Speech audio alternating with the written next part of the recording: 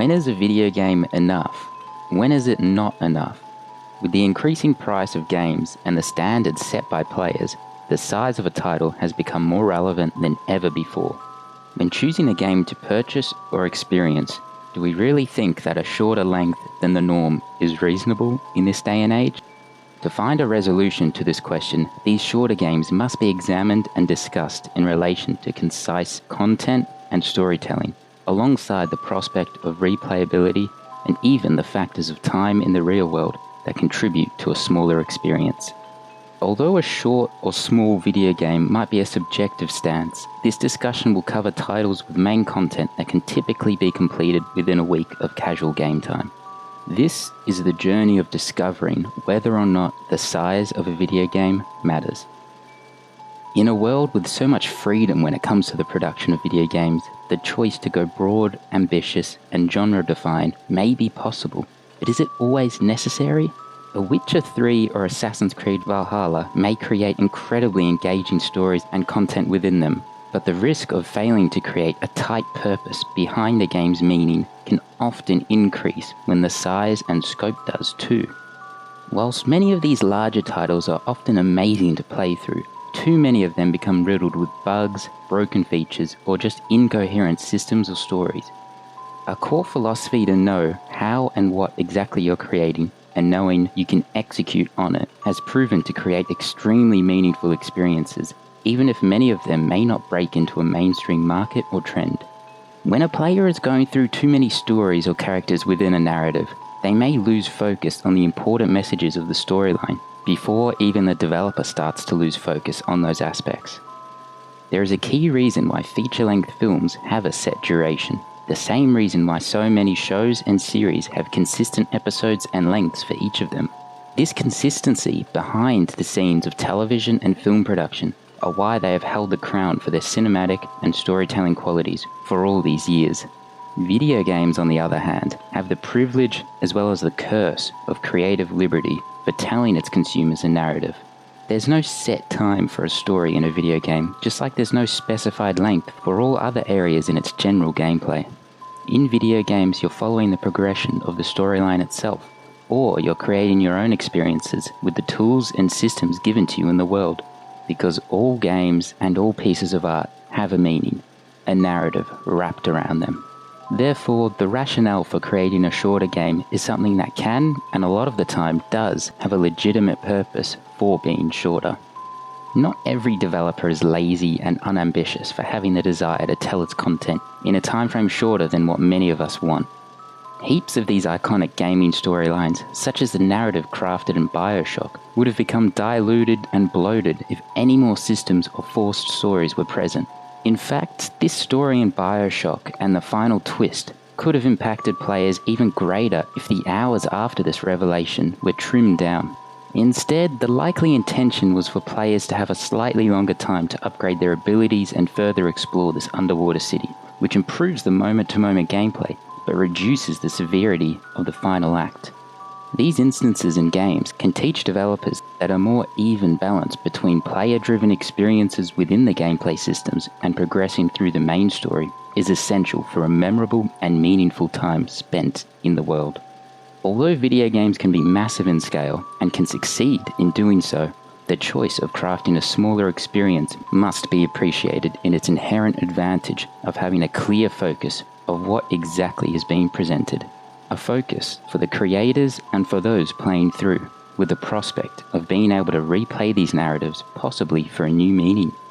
The playtime and the set number of minutes or hours that are apparently needed to complete a video game may not be as definitive as you believe them to be. The size of a game that may appear small on the outside when you research its average runtime can actually present many opportunities for replayability in a variety of forms. So many RPGs and large open-world games have a standard in today's industry to allow for dozens of different areas to be explored, storylines to be experienced, and maximum power to be achieved. But this wasn't always the case, and in some rarer instances today, it isn't always true either. There's a common mindset for players who believe finding the most enjoyment of a title is in its initial playthrough and want to have the ability to unlock and discover everything. However, when it comes to shorter games, so many of them make up for their lesser first playthrough with a large amount of branching choices or replay options. This is common in many RPGs, especially with a more condensed size, that give room for story choices, morality systems, and differing builds that can create a unique experience every time you replay after the credits have rolled. Generations of the past typically held RPG standards as having a lack of freedom to complete every questline or choose every option in only one playthrough, which incentivized replaying and appreciating a more focused story in different variations. Rather than a typical good and evil choice given at the finale of a lot of longer games, countless smaller titles have been known to have significant agency throughout the entire playthrough.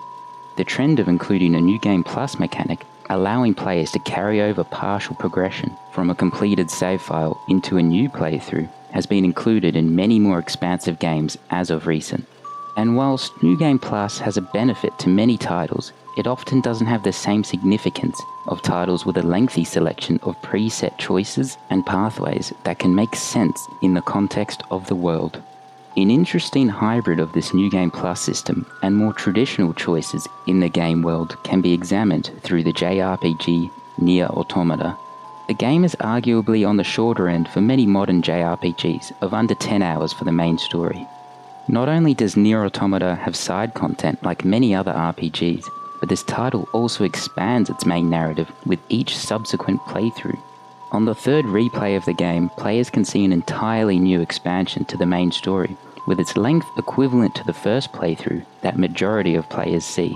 This adds the entire experience of the main narrative with the multiple playthroughs to over 20 hours, excluding any side quests or collectibles. All in all, the notion of replayability proves to be incredibly important when discussing the size of a game, because it might mean that the title is not as small as it appears.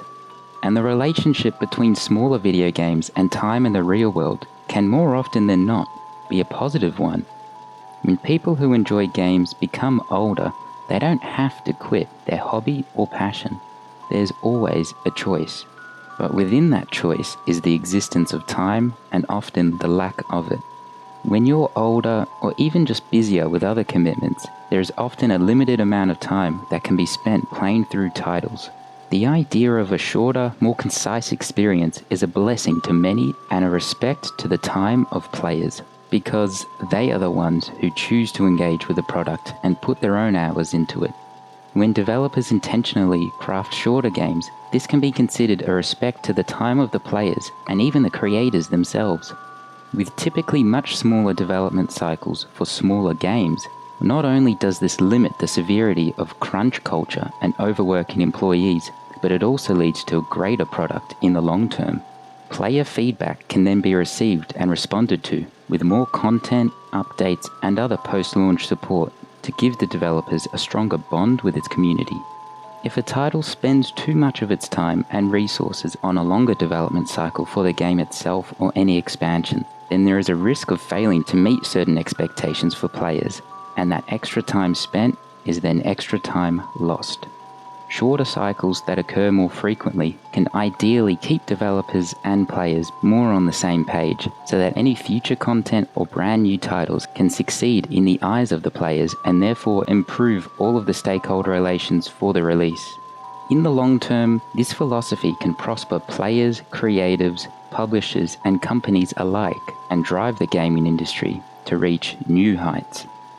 All of the outcomes and consequences for thinking smaller can actually create ambition. An ambition that many of us believe are not relevant for games of a small scale. Time is precious, but it doesn't have to be feared. It can be respected.